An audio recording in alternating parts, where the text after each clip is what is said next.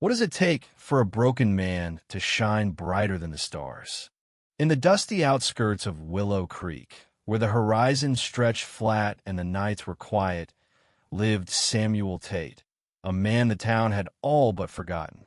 Once a proud Army veteran, Sam had returned from war 20 years ago with scars both visible and hidden. His left leg, mangled by shrapnel, forced him to limp, and his heart carried wounds no one could see. The townsfolk, once grateful for his service, had grown cold over time. Whispers of his struggles, unpaid bills, a crumbling trailer, and nights spent alone with a bottle had turned him into a cautionary tale. To them, Sam was a shadow, a relic of a war they'd rather forget. His trailer sat at the edge of a barren lot, surrounded by brittle grass and rusted junk. It was a small, sagging thing, its aluminum sides dented by years of neglect. Sam kept to himself, avoiding the town square where folks gathered to gossip and laugh. He'd once been a man of presence tall, broad-shouldered, with a voice that commanded respect. Now, his shoulders slumped, and his eyes rarely met another's. The only place he felt at peace was under the vast night sky, where the stars reminded him of something bigger, something unbroken. Every evening, Sam would drag an old lawn chair outside his trailer and sit, staring upward.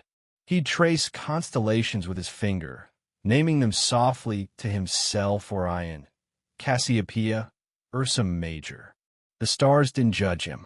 They didn't whisper about his failures or sneer at his limp. They simply shone. And on those nights, Sam felt a flicker of the man he used to be. One autumn evening, as the air turned crisp and the town prepared for its annual harvest festival, something changed. Sam noticed it while sipping coffee from a chipped mug, his eyes fixed on the sky. A single star, brighter than any he'd ever seen, hung directly above his trailer. It wasn't there the night before, nor any night in his memory. It pulsed with a warm, golden light, steady and unyielding like a beacon. Sam rubbed his eyes, thinking it a trick of his tired mind, but the star remained. He felt its glow like a hand on his shoulder, urging him to stand taller. The next morning, word spread through Willow Creek like wildfire. People driving past Sam's lot had seen the star, too. By noon, a small crowd had gathered at the edge of his property, pointing and murmuring. "It's unnatural," said Mrs. Hargrove, the town's self-appointed historian, clutching her scarf. "Stars don't just appear like that." Others speculated UFOs, government experiments, even divine intervention. But no one approached Sam. To them, he was still the broken man, unworthy of such a marvel. Sam, however, felt a shift inside him. The star's presence was no accident. He was sure of it. For the first time in years, he shaved, put on his old army jacket, and limped into town. The festival was in full swing, booths lined with pumpkins, children laughing, and the smell of cider in the air. Sam's arrival drew stares. "What's he doing here?" someone muttered. He ignored them, heading to the library, where he spent hours poring over astronomy books, searching for answers about the star. That's when he met Lila, a girl no one in town had noticed before. She was 16, small for her age, with a mop of curly hair and glasses too big for her face. Lila had moved to Willow Creek only weeks ago, living with her grandmother in a house as run down as Sam's trailer. She'd been watching him at the library, her nose buried in a book about constellations. "You're the star man," she said abruptly, her voice cutting through the silence. Sam flinched and used to being addressed. "I saw it last night," she continued undeterred. "It's not in any star chart. It's new." Sam studied her, surprised by her boldness. Lila wasn't like the others. She didn't look at him with pity or scorn. She spoke of the star with a quiet awe, as if it held secrets only they could understand. Over the next few days, they became an unlikely pair, meeting at the library to research. Lila's enthusiasm was infectious.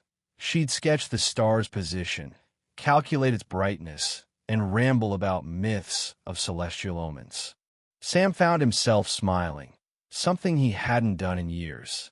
But the town's curiosity turned sour. The star, now visible every night, drew crowds that trampled Sam's lot. They demanded answers, as if he'd conjured the star to mock them. "What's a drunk like you got to do with this?" shouted Tom Carver, the local mechanic, one evening. The word drunk stung, though Sam hadn't touched a bottle in weeks. He stood silent, his fists clenched, as the crowd jeered. Lila, standing nearby, stepped forward. "Leave him alone," she yelled, her small frame trembling. "He's not what you think." The crowd laughed, dismissing her, but Sam saw something in her eyes, fierce loyalty, the kind he'd known in the army. The twist came unexpectedly. Lila wasn't just a curious teenager. One night, as they sat outside Sam's trailer under the star's glow, she confessed. Her father had been a soldier, too, killed in action when she was 5. She'd grown up hearing stories of his courage, but also of the town's cruelty toward veterans like him. "I know what they say about you," she whispered. "They said about my dad, too. But you're more than their words." Her voice broke, and Sam realized she wasn't just fighting for the star, she was fighting for him, for her father, for every forgotten hero. Moved by her words, Sam made a decision. The town's harvest festival was ending with a grand ceremony, where they'd honor local heroes. Sam had never been invited, but this year he would go. With Lila's help, he crafted a speech not about the star, but about the cost of war, the weight of survival, and the strength it took to keep going. He wrote of the men and women who returned broken, only to be shunned. He wrote of hope, of stars that shone even in the darkest nights. On the final night of the festival, Sam limped to the stage, Lila at his side. The crowd fell silent, stunned. He stood under the open sky, the star blazing above, and spoke. His voice, rough but steady, carried the weight of his years. He didn't mention the star's origin, no one knew. Not even him, but he spoke of its light as a reminder that even the broken could shine. Tears streaked Lila's face as she watched, and slowly the crowd's faces softened. Some wept, others clapped. Mrs. Hargrove, for the first time, looked at Sam with respect. The star vanished the next night, as mysteriously as it had appeared. Astronomers came, studied, and left baffled. The townsfolk returned to their lives, but something had changed. They stopped whispering about Sam. They nodded to him at the store, offered to fix his trailer's roof. Lila, too, found her place, no longer the invisible new girl. Sam never forgot the star, nor the girl who'd stood by him. He'd sit outside his trailer each night, searching the sky, knowing that some lights, whether celestial or human, burn brightest when no one expects them to. And in Willow Creek, a town once blind to its own, a quiet redemption had begun, sparked by a man they dared to call broken.